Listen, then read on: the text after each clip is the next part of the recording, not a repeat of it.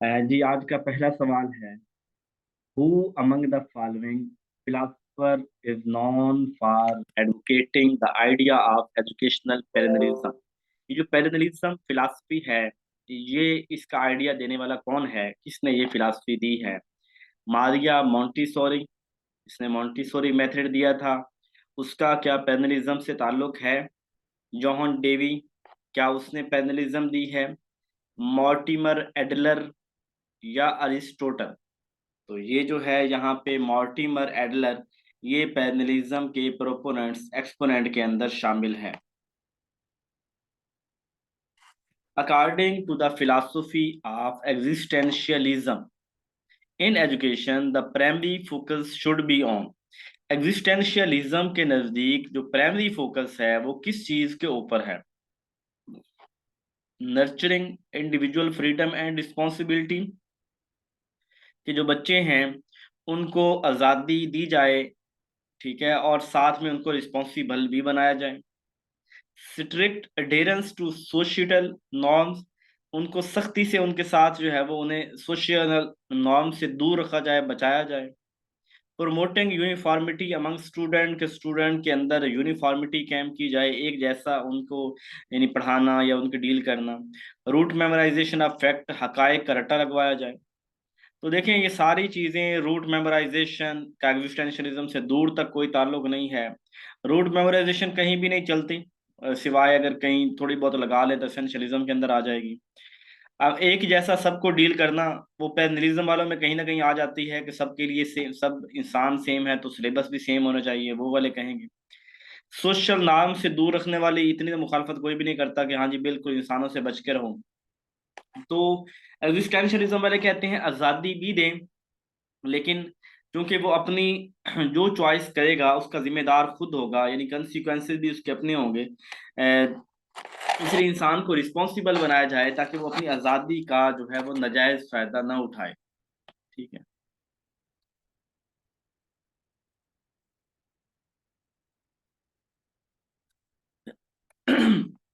Next है, which educational philosophy emphasizes the importance of student experience and interest in the learning process? कौन सी philosophy है जो experience और इंटरेस्ट को ज्यादा अहमियत देती है? प्रोग्रेसिविज्म, एसेंशियलिज्म, पैरेललिज्म? बहुत आसान सवाल है, सबको पता है कि प्रोग्रेसिविज्म है।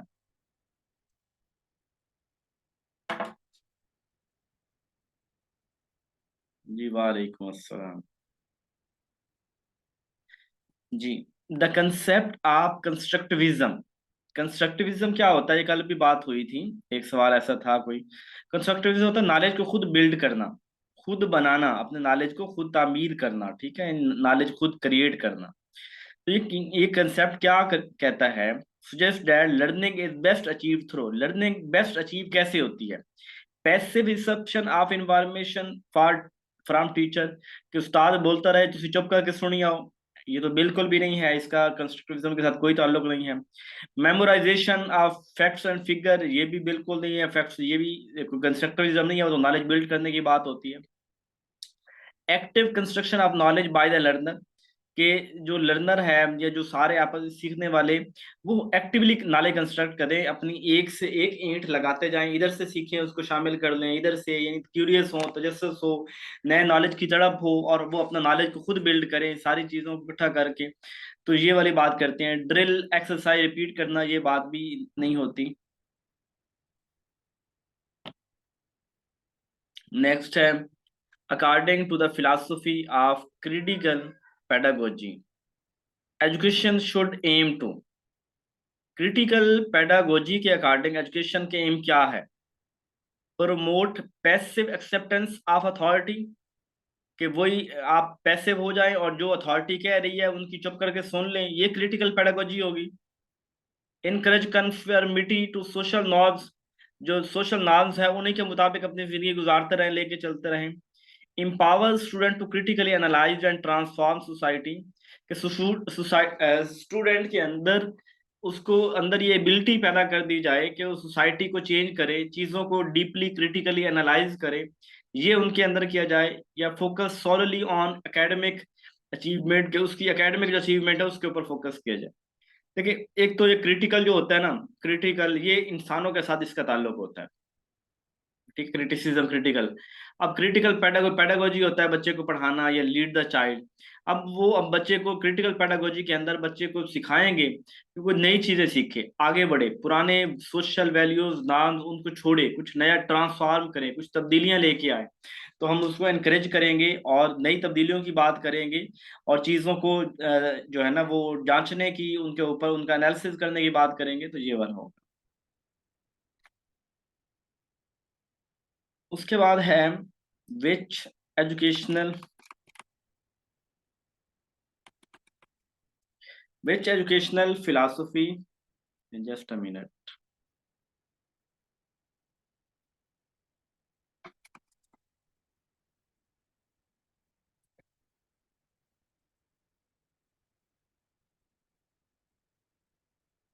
Which educational philosophy emphasises a back to basic, यानी अपनी पुरानी रवायात की तरफ आओ, अपनी बेसिक की तरफ आओ, अपने माजी को याद करो। Approach with the focus on traditional subject, यानी एक तो बैक टू बेसिक का स्लोगन है, पर एक नारा है एक फिलॉसफी का। एक तो हमने उसको देखना है वो किन का नारा है। फिर ट्रेडिशनल की बात कौन करता है, ट्रेडिशनल सब्जेक्ट, ट्रेडिशनल की बात कौन करता है, इसको देखना है सच में। तो ये वाले एसेंशियलिज्म वाले जो है वो बात करते हैं, बैक टू बेसिक की बात भी करते हैं, ट्रेडिशनल सब्जेक्ट, ट्रेडिशंस, रवायात की बात करते हैं। प्रोग्रेसिविज्म वाले तो रवायात को झुठलाते हैं, रिकंस्ट्रक्शनिज्म वाले तो हर चीज को ट्रांसफॉर्म की बात करते हैं, प्रैग्मैटिज्म भी उसकी बहनी है। The philosophy of pragmatism in education suggests that the value of knowledge lies in its, प्रॉग्मेटिज्म के नजदीक वैल्यूज कहाँ पे लाई करती हैं, एब्स्ट्रैक्टनेस। कि प्रॉग्मेटिज्म क्या एब्स्ट्रैक्ट के ऊपर बिलीव करते हैं? बिल्कुल नहीं करते, एब्स्ट्रैक्ट के तो वो खिलाफ हैं। ठीक है, रेलेवेंस, प्रैक्टिकल एप्लीकेशन, क्या प्रैग्मेटिज्म वाले जो प्रैक्टिकल एप्लीकेशन है उसकी बात करते हैं? तो ये बात मानी जा सकती है कि प्रैग्मेटिज्म वाले तजर्बे की बात करते हैं, हिस्ट्री की बात भी नहीं करते, थ्योरेटिकल प्रोडक्टिव की बात भी नहीं करते, तो बी ऑप्शन करेक्ट होगा। समझ आ रही सबको? According to social reconstructionism, education should, रिकंस्ट्रक्शनिज्म के नजदीक एजुकेशन कैसी होनी चाहिए? Preserve the existing social order, कि जो हमारा एग्जिस्टिंग सोशल ऑर्डर है, जो सोसाइटी के अंदर रवायात चीजें चल रही हैं, उनको जो प्रिजर्व, उनको सेव किया जाए। Prepare student for standardise test, student को तैयार किया जाए कि वो स्टैंडर्डाइज टेस्ट दे सकें। Address social injustice and promote social change, कि जो सोशल इनजस्टिस हो रहा है सोसाइटी के अंदर, उसको देखा जाए और सोसाइटी को चेंज किया जाए। Focus on vocational training, vocational training की बात की जाए। रियलिज्म वाले वोकेशनल ट्रेनिंग की बात करते हैं, सोशल आर्डर को, एग्जिस्टिंग सोशल आर्डर को प्रिजर्व करना। ये आइडियलिज्म और पैनलिज्म वालों की तरफ से कहीं बात होगी, ठीक है। तो यहाँ पे जो चेंज की बात करती है ना, सोसाइटी को मोल्ड करने की बात, वो एग्जिस्टेंशियलिज्म वाले ही करते हैं। कहते हैं कि इस पुराने फसूदा घसे पिटे निजाम को अब बदला जाए। Which philosopher associated with the idea of idealism in education, कौन है इनमें से जो आइडियलिज्म का बानी है, आइडियलिज्म के साथ उसका ताल्लुक है? फ्रेडरिक नेट्शे, प्लेटो, कार्ल मार्क्स, जीन पॉल सर्ट्रे। ये कल हमने एक बात की थी जीन पॉल सर्ट्रे के हवाले से, तो थोड़ा याद है क्या बात की थी? ये जीन पॉल सर्ट्रे खुदा को मानता है कि नहीं मानता? जी, जीन पॉल सर्ट्रे खुदा को नहीं मानता, तो ये वाला याद रखिएगा। कार्ल मार्क्स, जरा एक सवाल मुझे और भी बता दीजिए, वॉइस में भी बता सकते हैं। ये कार्ल मार्क्स जो है, ये दूसरा क्या कहते हैं, आइडियलिज्म के नजदीक है या रियलिज्म के नजदीक है? कार्ल मार्क्स रियलिज्म के। है, ये आइडियलिज्म के ज्यादा नजदीक है कि रियलिज्म के? मैंने अपने नोट्स के अंदर रियलिज्म पढ़ाया हुआ है, और यही अब जैसे अभी बात हो रही थी ग्रुप के अंदर, अब इसको मुख्तलिफ लोगों ने इसको आइडियलिज्म के साथ कर दिया है। हालांकि वो आइडियलिज्म तो इतना नहीं, वो तो कम्युनिस्ट है, वो तो सोसाइटी की रियल चीजों को बात करते हैं। फ्रेडरिक नीट्शे मुझे नहीं पता इसका ना, ये कौन है। ठीक है, मतलब इसकी मुझे किसी थ्योरी का नहीं पता।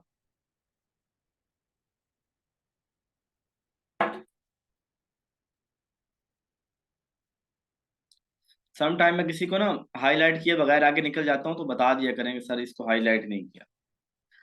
अच्छा, the philosophy of progressivism advocate for education that is. Progressivism teacher centre की बात करते हैं? बिल्कुल भी नहीं। स्टूडेंट सेंटर की बात करते हैं? हाँ करते हैं। डिसिप्लिन को फोकस बिल्कुल नहीं करते, स्टैंडर्ड को फोकस नहीं करते।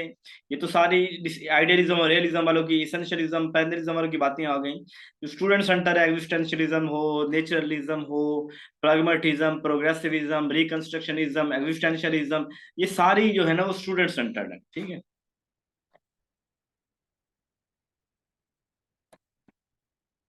The term I Q intelligence question was introduced by. कौन है जिसने आई क्यू टर्म को दिया था? गलत बता रहे हैं बच्चे, गलत बता रहे हैं।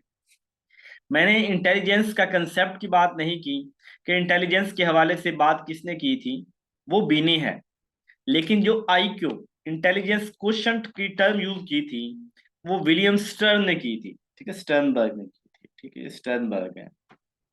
आई क्यू की बात किसने की थी? स्टर्न ने की थी। आप थके हुए हैं कि मैं थका हुआ हूँ? ये 1905 में ने ये कहीं बाद में दी थी, ये 8 या 12 के 12 के अंदर शायद दी थी ना। बाकी मैं थका हुआ हूँ, लेकिन पढ़ा तो सही रहा हूँ यार। क्यों ऐसे जो है ना वो कह रहे हैं। मैं कॉलेज से आया 12 बजे, तो जल्दी से जो छोटे मोटे घर के काम है वो किए। फिर बेगम को यूनिवर्सिटी लेके गया। वो यहाँ से 18 किलोमीटर दूर है यूनिवर्सिटी मेरे घर से, 18 या 15 किलोमीटर बनते हैं। उनको वहां छोड़ा, बच्चे मेरे पास तीनों साथ थे, उनको वो क्या दुपट्टे के साथ बांध के ना अपने, तो उनको आगे 4 किलोमीटर बाद जो है ना वो सिस्टर के घर था, वहां रुका। मगरिब के टाइम सिस्टर वो बेगम फरी हुई क्लास से, तो फिर दोबारा बच्चों को लिया और वापस आया। तो इसलिए करके ना जाहिर बात है, हफ्ते में लेनी तो मैंने 1 या 2 दिन क्लास है, 4 दिन क्लास होती है। मैंने उनसे बात की थी एडमिशन लेने के बाद कि इतना मैं नहीं पहुंच सकता। तो वो आज कुर्बानी दी है, मंगल जुमेरात वाले दिन 2 दिन कुर्बानी दिया करूंगा, फिर थकावट तो होनी है।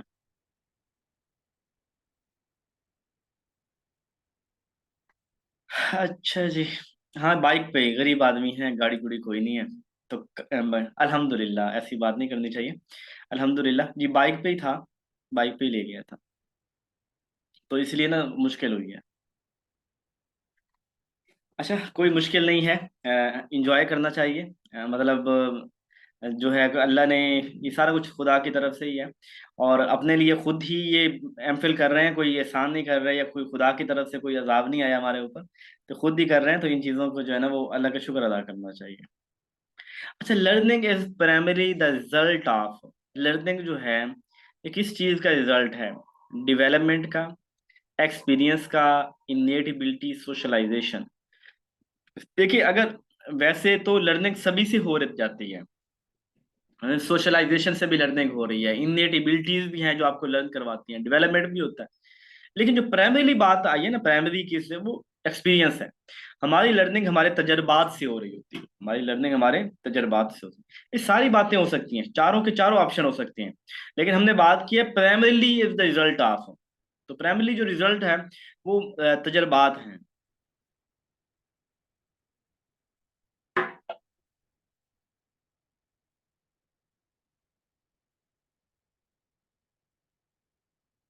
This is the ability to solve problem for better adjustment to environment.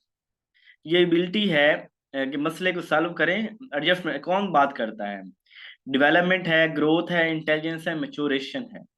देखिए, हमारे पास इंटेलिजेंस की डेफिनेशन ही यही है कि आप कहीं पे एडजस्ट हो जाएं, आप किसी मसले को हल कर सकें, आप अपने दिमाग का इस्तेमाल करते हुए किसी चीज को टैकल कर सकें, ये इंटेलिजेंस होता है।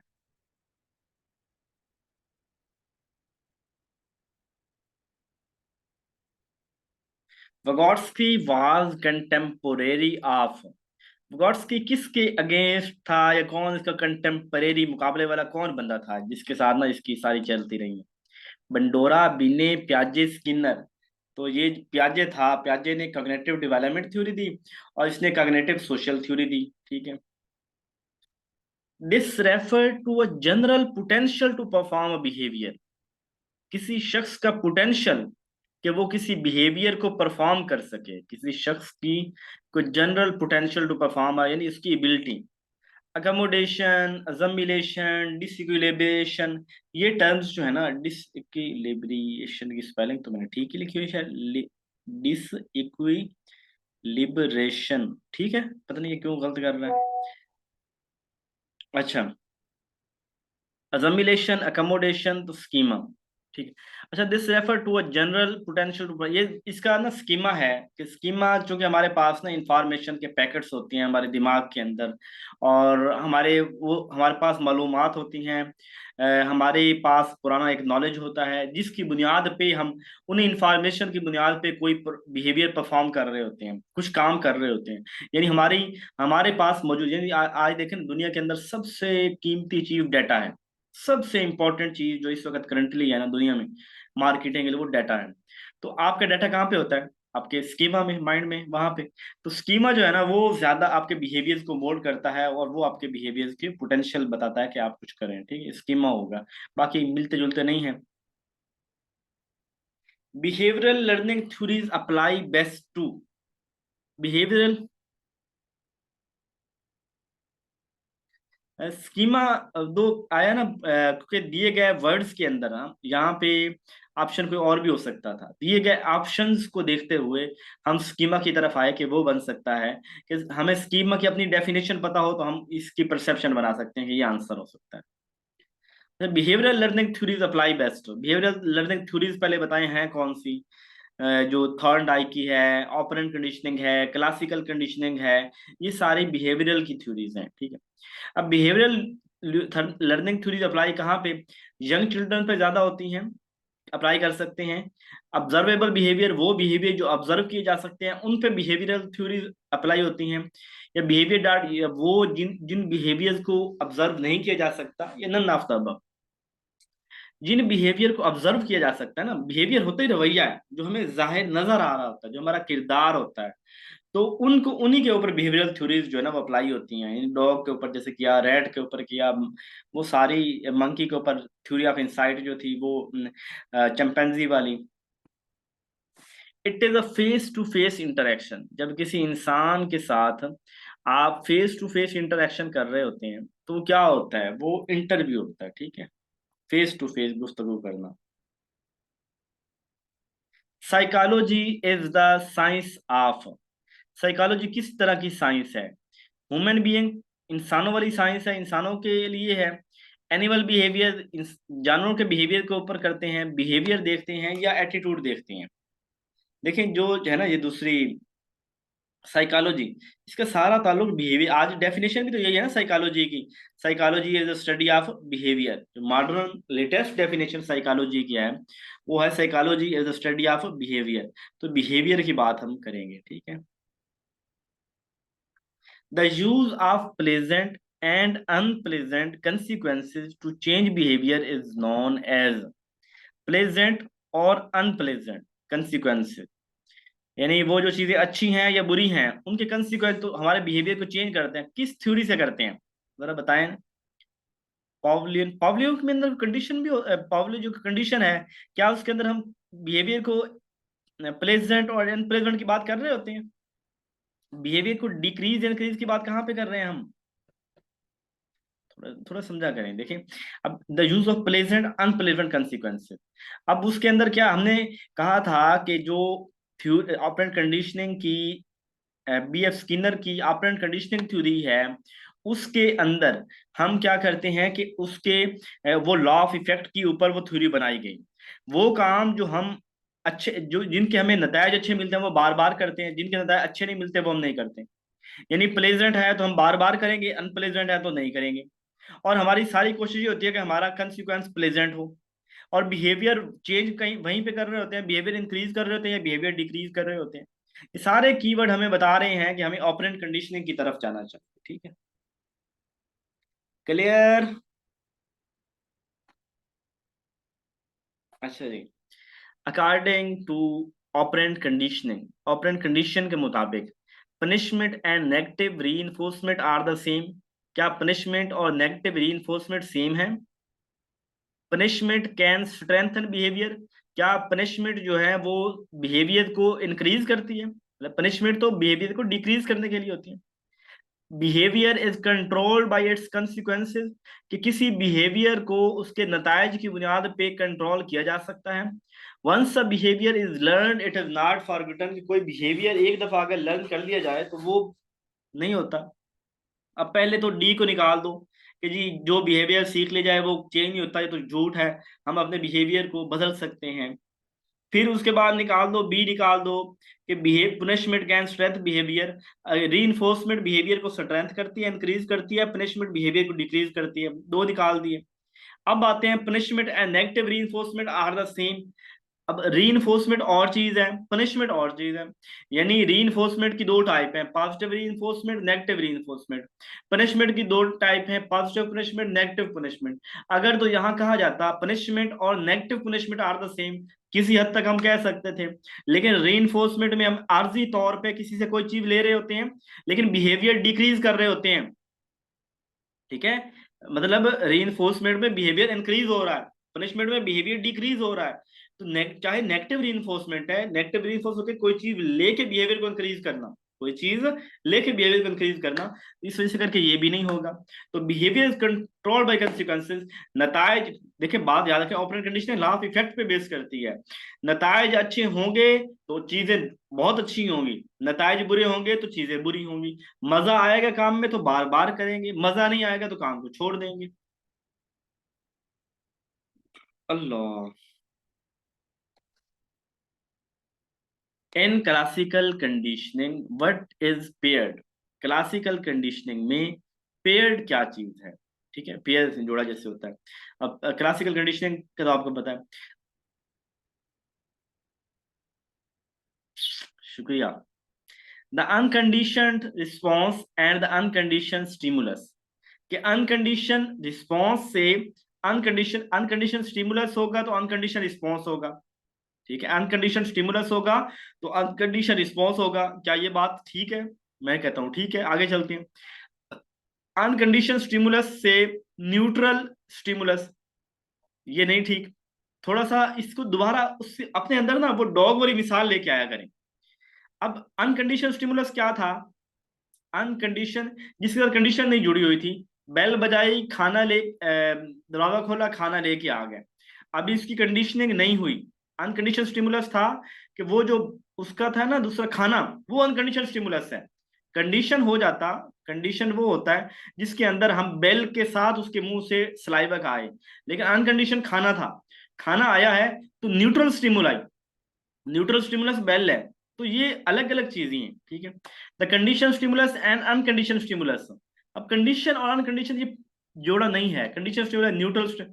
बहरहाल हमारे पास स्टिमुलस होता है और रिस्पॉन्स होता है। तो ये पहली बात ठीक है। मजीद मैं बहुत ज्यादा डिटेल के अंदर नहीं जाता। वो सारी चीजें कि आपको पहले, सबसे पहले जब आता था ना यूसीएस, अनकंडीशन स्टिमुलस, कि बेल बजी, डॉग को कोई असर नहीं, अनकंडीशन है। खाना लेके आए, खाना आने के बाद उसकी खुशबू से डॉग के मुंह से सलाइवा आया, ये उसका अनकंडीशन रिस्पॉन्स था। अभी कंडीशनिंग नहीं हुई, क्योंकि खाना आया, खाना एक नेचुरल चीज है, उसके बाद उसके मुंह से सलाइवा आया है, वो एक नेचुरल चीज है। अनकंडीशन स्टिमुलस, अनकंडीशन रिस्पॉन्स हो गया। फिर क्या हुआ कि रोजाना चूंकि बेल बजती थी और खाना आता था, अब डॉग की बेल के साथ कंडीशनिंग हो गई, बेल के साथ कंडीशन। अब बेल एक न्यूट्रल स्टिमुलस है, और उसके बाद उसका रिस्पॉन्स जो आना वो कंडीशनल रिस्पॉन्स हो जाएगा, कि वो बेल के साथ कर रहा है, हालांकि बेल के खाने के साथ ताल्लुक नहीं है, तो कंडीशन रिस्पॉन्स हो जाएगा। बात क्लियर हो रही है?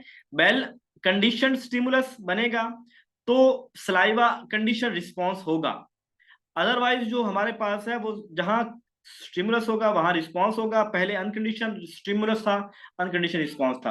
तो आप सिर्फ यही देख लें कि यहाँ रिस्पांस और कंडीशन की बात, स्टिमुलस की बात आ रही है, बाकी सब में स्टिमुलस की बात आ रही है। अब क्या अनकंडीशन और न्यूट्रल स्टिमुलस बराबर है? क्या कंडीशन स्टिमुलस और अनकंडीशन स्टिमुलस बराबर है? क्या कंडीशन और न्यूट्रल स्टिमुलस बराबर है? ये सारी चीजें बराबर नहीं है। ठीक है। In Pavlov experiment with the dog the bell was, sir आप बताइए, जो पावलो ने एक्सपेरिमेंट किए थे, जो बेल थी वहां पे, वो क्या थी? अनकंडीशन रिस्पॉन्स था। अब रिस्पॉन्स तो था ही नहीं, वो तो था स्टिमुलस था। अब रिस्पॉन्स वाले ऑप्शन उड़ा दें।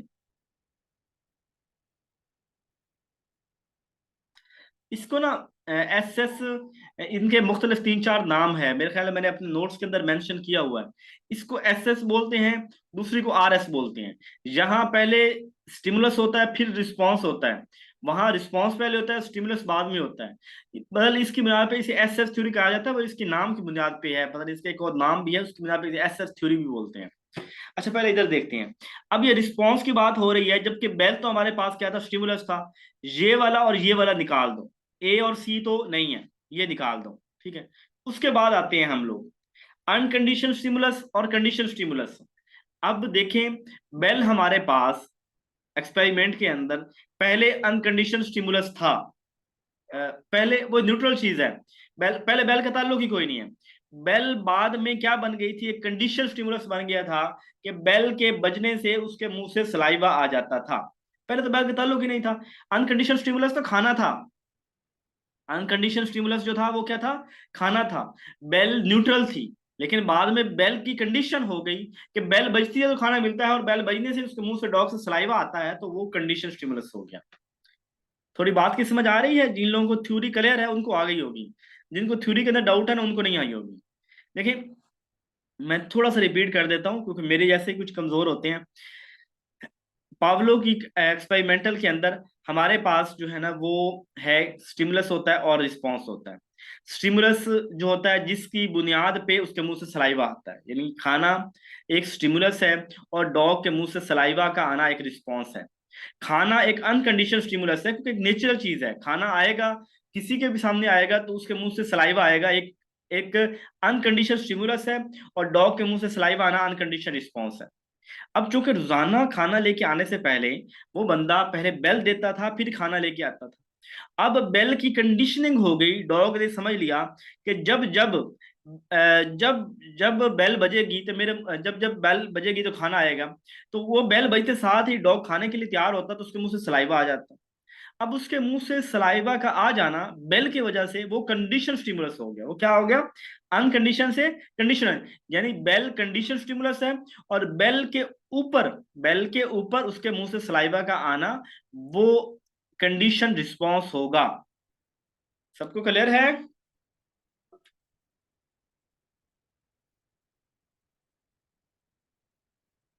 मुझे ना ये वाली जो थ्योरीज हैं, मेरी अपने यूट्यूब के ऊपर टॉपिक, ये मैंने थ्योरीज रिकॉर्ड की थी ना, तो सबसे दूसरी दूसरी जो थ्योरी है ना थॉर्नडाइक की, फिर ऑपरेंट और पावलो मैंने की थी। 2021 की बात है जब मैंने ये रिकॉर्ड की थी। और हम एमफिल के थे, तो तकरीबन उनका टाइम ही इसी में गुजर जाता था कि इस कंसेप्ट को समझने में। और मैं वह बंदा था, मतलब उस वक्त क्लास में, कि मुझे ये रीइंफोर्समेंट वाला, ऑपरेंट कंडीशनिंग, पावलो और इनके यूं रटे हुए थे ना इनके कंसेप्ट। तो मैं उस वक्त यानी मुझे होता है कॉन्फिडेंस होता है, मतलब मुतमईन होता है कि इसके कंसेप्ट मुझे आते हैं, और क्योंकि थोड़े से कंफ्यूजन वाले होते हैं, बात को समझ नहीं आती। अच्छा जी, द मोर यू एक्सरसाइज, जितनी आप एक्सरसाइज करेंगे, द मोर यू लर्न, आप उतना ज्यादा लर्न करेंगे। बात को समझना है, एक्सरसाइज वाली बात कौन करता है? This principle is given by, किसने दिया था? जी जल्दी से मुझे आंसर मिलना चाहिए, बहुत आसान सवाल है। थॉर्नडाइक, जबरदस्त। ये लॉ ऑफ एक्सरसाइज की बात हो रही है कि चीजों को बार बार करेंगे तो वो चीजें अच्छी होंगी, वो लर्न होगी। तो ये थॉर्नडाइक की बात। बाकी रह गए हैं 9 मिनट, सिर्फ एक ही सेशन होगा, ठीक है। तो इसलिए थोड़े जल्दी ना गुजार लें, अभी तक तो सिर्फ 24 सवाल हुए हैं यार। Which are the following is aimed at decreasing a negative behaviour? कौन सा है नेगेटिव बिहेवियर को डिक्रीज करने के लिए? क्या चीज होती है? रीइंफोर्समेंट के अंदर बिहेवियर इंक्रीज होता है डिक्रीज होता है? वो तो इंक्रीज होता है, वो तो गया, यानी पहले दोनों ऑप्शन गया है, क्योंकि रीइंफोर्समेंट की बात आ गई है। अब नहीं, negative reinforcement, reinforcement sir Arshit साहब जब भी आता है ना उसमें बिहेवियर इंक्रीज किया जाता है, रीइंफोर्समेंट बिहेवियर इंक्रीज होता है। अब यहाँ पे आ गया नेगेटिव, यहाँ पे रीइंफोर्समेंट की बात आ गई है, तो वो ऊपर डिक्रीजिंग की बात आ गई। हम बिहेवियर को डिक्रीज नहीं कर रहे हैं, हम इंक्रीज कर रहे हैं। पनिशमेंट के अंदर बिहेवियर डिक्रीज होता है, ये बात तो बड़े पल्ले बिठा ले, कि हमेशा रीइंफोर्समेंट बिहेवियर इंक्रीज हो और पनिशमेंट बिहेवियर डिक्रीज होगा, ठीक है। In this stage of moral development, laws are unquestionably accepted and obeyed. कि कौन सी स्टेज है कोहलबर्ग की मोरल डेवलपमेंट थ्योरी में, जहां लॉज जो हैं वो उनको आंखें बंद करके कबूल कर लिया जाता है, कोई सवाल उठाया नहीं जाता। जी, डिक्रीज जहां करना होगा, जहां डिक्रीज की बात आएगी ना, बिहेवियर डिक्रीज करने की, वो नेगेटिव होगा। पनिशमेंट में बिहेवियर डिक्रीज होता है, रीइंफोर्समेंट में इंक्रीज होता है, जबरदस्त। अच्छा जी, अब इस देखते हैं इस सवाल में, इंटरपर्सनल अकॉर्ड एंड कॉन्फॉर्मिटी ड्राइवन गलत है कि क्या लोगों के साथ हमारा मुआहदा हुआ है कि हम लॉ को फॉलो करेंगे, नहीं बात। Authority and social order obedience driven, कि हम जो अथॉरिटी है और जो सोशल आर्डर है उसको कबूल करते हैं, उसको तस्लीम करते हैं। हम लॉ को अनक्वेश्चनेबली, लॉ को तस्लीम कर रहे हैं, इसलिए कर रहे हैं कि ये हमारा सोशल आर्डर है, मेंटेन करने के लिए कानून बनाए गए हैं, और हम अथॉरिटी को फॉलो करते हैं। मैं कहता हूँ ये जवाब ठीक है। तीसरे की तरफ आते हैं, सोशल कंट्रैक्ट ड्राइवन, कि सोशल कंट्रैक्ट हो, या आखिरी जो कोलबर की आखिरी थी, ये तो बगावत करते हैं, ये तो लॉ को नहीं मानते, ये तो कहते हैं लॉ को इंसानों की फलाह बहबूद के लिए चेंज होना चाहिए।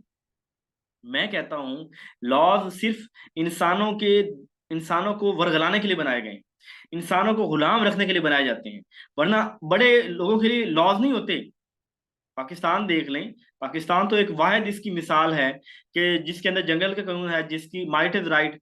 तो कानून सिर्फ गरीब बंदे के लिए है, यानी वो डीएसपी जो है, जो इतने अरसे से गायब था, आज उसके घर वालों को बताया जाता है कि इसने 95,000 की करप्शन की थी, तो इसलिए हमने इसको फलां एंटी करप्शन थाने में रखा हुआ है। अब जो वहां पे ऊपर अपने लिए कानून ये बनाया हुआ है कि 50 करोड़ से कम की करप्शन होगी तो हमें कोई पूछेगा नहीं, ठीक है। और नीचे वाला अगर एक उस मुलाजिम वो भी जिसको 2-3 महीनों से गायब किया हुआ है, और जब प्रेशर आया उसने कहा जी कि वो 50-95 हजार की उसने करप्शन की है, यानी कानून है ही कोई ना, बिल्कुल कानून कोई नहीं है पाकिस्तान में। तो ये जो है ना, ये सोशल वाले और यूनिवर्सल वाले, ये तो कानून के खिलाफ बगावत करते हैं, ठीक है। ये कहते हैं कानून को चेंज होना चाहिए, ये ऐसे नहीं चलेगा। ये वाला इसका आंसर ठीक होगा, कि हम कहते हैं कि यार कानून को इसलिए फॉलो करते हैं कि यार ये सोशल आर्डर है और अथॉरिटी को ओबे करना चाहिए। क्लियर हुआ सबको? जिया साहेब, अरशद साहेब। The problem child is generally one who has, जो प्रॉब्लम चाइल्ड होगा क्लास में, स्कूल में, जहां भी एक प्रॉब्लम चाइल्ड होगा, वो क्या होगा, एन अनसॉल्व प्रॉब्लम, कि उसके पास अनसॉल्व प्रॉब्लम होगा, या पुअर हेरिडिटी, कि वो बंदा उसकी विरासती तौर पे वो पुअर होगा, यानी उसकी हेरिडिटिकली पुअर है, यानी उसको जीन्स अच्छी नहीं मिली तभी वो उसके मसले हैं, उसके मसले खत्म नहीं होते। अब पुअर होम एनवायरनमेंट, उसके घर का माहौल ठीक नहीं, तभी इसके मसले खत्म नहीं होते। यंगर बिरादर सिस्टर, छोटा बहन भाई है, तभी इसके मसले खत्म नहीं होते। इसका आंसर है ए, अनसॉल्व प्रॉब्लम। यानी देखिए, एन प्रॉब्लम चाइल्ड मतलब उसके प्रॉब्लम मसले हल नहीं हुए। अरे तेन की मसला है, तेन की मसला है, क्यों तंग करी जाना, बेसिकली उस बच्चे के मसला हल नहीं हो रहा। उस बच्चे का मसला सिंपल है, बहुत ज्यादा क्यों हेरिडिटी की तरफ और इन चीजों में जा रहे हैं, ठीक है। तो उस बच्चे का मसला है, इसलिए इस मसले का मसला हल नहीं हो रहा। Human intelligence is affected by, इंसान की जो इंटेलिजेंस है किस चीज से इफेक्ट होती है, हेरिडिटी से, इन्वायरमेंट से, हेरिडिटी इन्वायरमेंट से, नेदर हेरिडिटी ना इन्वायरमेंट, किससे नहीं होती। तो ये बोथ है, ठीक है। हम कुछ तो विरासत से बच्चे जो है ना कॉन्जेन होते हैं, कुछ उस्तादों की मार खा खा के उनके दिमाग के सेल डैमेज हो जाते हैं, कुछ घरों में पैदा होते साथ ही नेगेटिविटी, माँ बाप की लड़ाइयाँ, गिले शिकवे, चुगलियां, गिबतें, सारी ये चीजें एक बच्चे की मेंटल को डिसऑर्डर कर देते हैं, ठीक है। The formula for calculating IQ, IQ का फार्मूला क्या है, MA/CA multiply by 100, mental age divided by chronological age multiply by 100। Okay, clear है, तो सबको आता होगा। Intelligence is the ability to, intelligence कौन सी एबिलिटी है कि इसके अंदर हम एब्स्ट्रैक्ट थिंकिंग करते हैं, adjust in the new situation, नई सिचुएशन में एडजस्ट कर सकते हैं, availing of past past experience से हम फायदा उठा सकते हैं, ऑल ऑफ द अबव, सारी बातें हैं जी। जब जहीन है तो सारे काम कर सकते हैं। The oldest method in psychology is, psychology का सबसे पुराना मेथड कौन सा है? मेरा ख्याल है, खुदा बेहतर जानता है जी, लेकिन मेरा ख्याल है कि ये SST फीमेल का टेस्ट दिसंबर में होगा, ठीक है। और मेल तक तो हम नहीं कर सके, लेकिन इंशाअल्लाह मेरी बहनें आप ये यकीन रखें कि हम 5,000 MCQs आपके टेस्ट से पहले कर लेंगे। ठीक है, नहीं हुआ तो हम 4 4 क्लासें करेंगे, पर आपके 5,000 MCQs कवर करेंगे आपके टेस्ट तक, और इस बहाने आप जुड़े भी रहें। इंट्रोस्पेक्शन मेथड, ठीक है। The supervisor is the leader at the dash रंग ऑफ मैनेजमेंट लेडर, रंग ऑफ मैनेजमेंट लेडर। सुपरवाइजर जो है ना, वो यानी या क्या कह रहा है, हायरार्की ऑफ मैनेजमेंट है इंशाल्लाह। देखिए फाहद भाई, फाहद भाई हैं, अरशद भाई हैं, आपके लिए ये मसला ही कोई नहीं है टेस्ट। आपके लिए टेस्ट हलवा होना है, आपके लिए टेस्ट, आप लोग मेहनत कर रहे हैं और ये टेस्ट आपके लिए बहुत आसान होना है। और जितनी मतलब मैं देख रहा हूँ आपकी पार्टिसिपेशन देख रहा हूँ, तो सवाल इन्हीं में से आते हैं।